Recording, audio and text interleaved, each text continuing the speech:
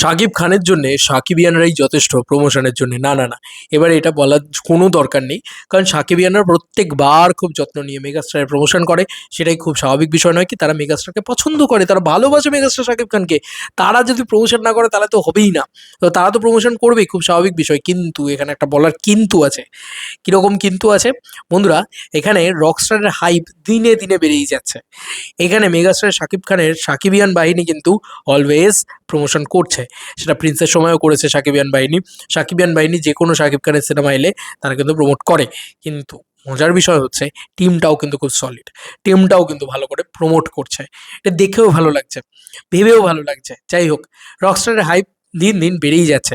Teaser গান, promotion কনটেন্টগুলো আসতে শুরু করলে রকস্টারের হাইপ অন্য লেভেলে যাবে।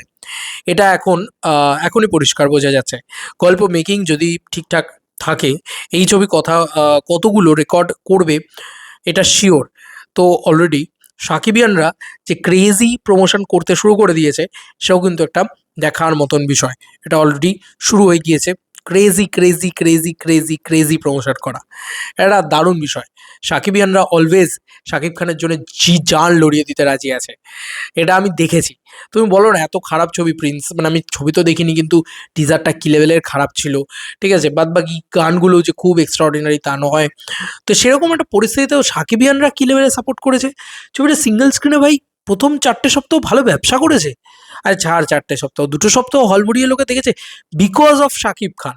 যে শাকিব খান আছে মানে আমার দেখতে যেতেই হবে। এই যে একটা, মানে শাকিব খান আছে মানে দেখতে যেতেই হবে, না দেখলে miss. Shakib Khan, because of Shakib Khan. তো এটা না কোথাও গিয়ে ভাই মানে মনে করায় যে হ্যাঁ ভাই, এইটা হচ্ছে স্টারডম, এইটা হচ্ছে ক্রেজ। এবং এখন আমরা দেখলাম যে এই খেলার মাঠে প্রমোশন হোক, তারপরে তোমার রকস্টারের কথাই বলছি আর কি। তারপরে তোমার লুক বেরিয়ে যাওয়া হোক, বিভিন্ন লুকস অলওয়েজ লিকস হচ্ছে, কিছু ভিডিও ক্লিপস লিক হচ্ছে, তারপরে পোস্টার্স আসছে। যেরকমই আসুক, ভালো খারাপ যাই হোক না কেন, প্রমোশন তাদের তরফ থেকে চরমভাবে হচ্ছে। তারপরে মানে রকস্টারের পোস্টারও এসছে। ফাইনালি 1st মে টিজারও আসবে শোনা যাচ্ছে। তো এরকম একটা পরিস্থিতিতে দাঁড়িয়ে সাকিবিয়ানরাও থেমে নেই।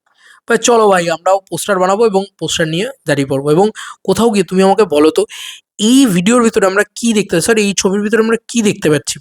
শুধু রকস্টারের পোস্টার নিয়ে মেগাস্টার শাকিব খানের সাকিবিয়ান বাহিনী দাঁড়িয়ে আছে তাই নয়। তারা কিন্তু অলরেডি গায়ে এসকে মানে শাকিব খানের নতুন করে টি-শার্ট বানানো করিয়েছে বা টি-শার্ট বানিয়েছে। পিছনে শাকিব খানের রকস্টারের একটা পোস্টার, সামনে একটা পোস্টার, এরম করে দিয়ে তারা একটা টি-শার্ট বানিয়েছে। দিয়ে সেই টি-শার্ট পরে তারা নিজেদের স্বমহিমায় বা স্ব ইচ্ছায় প্রমোশন করছে। তোমার কি মনে হয় যে এর একটা টাকাও তারা পাবে? এই যে তারা নিঃস্বার্থভাবে মেগাস্টারকে ভালোবাসছে, এবং এই যে একটা টি-শার্ট বানাতে খরচা হয়েছে, একটা পোস্টার বানাতে খরচা হয়েছে, যাই লাগুক, ১০০ টাকা লাগুক, ২০০ টাকা লাগুক, ৩০০ টাকা লাগুক, যাই লাগুক, সেটা তো নিজের পকেট থেকে খরচা করেছে। ৳১ তারা রিটার্ন পাবে না। উল্টে তারা আবার সিনেমা দেখবে, যখন তারা টিকিট কাটবে, উল্টে তারা সিনেমা দেখার সময় দুধ ঢালবে, সেলিব্রেশন করবে। তো এই জিনিস দেখে নাও ভাই। এই জিনিস আর আমাদের পরের প্রজন্ম পাবে না। কারণ তুমি বলো না, নেক্সট শাকিব খানের পরে যেই চলে আসুক না কেন, এরম উন্মাদনা কারোর জন্য হয়েছে? এরম উন্মাদনা? Because of he is Shakib Khan না। তার জন্যে তো দিল হাজির হ্যায়, জান হাজির হ্যায়, জান লড়িয়ে দেবো ভাই। এই ব্যাপারটা দেখতে পাই চোখের সামনে, ভালো লাগে। তো এই ছিল এখনকার মতো ভিডিও। তোমাদের কার কি মতামত, ভিডিওটাকে নিয়ে জানিও কমেন্ট সেকশনে। চলো বন্ধু, নতুন কোনো ভিডিওতে দেখা হবে, বাই।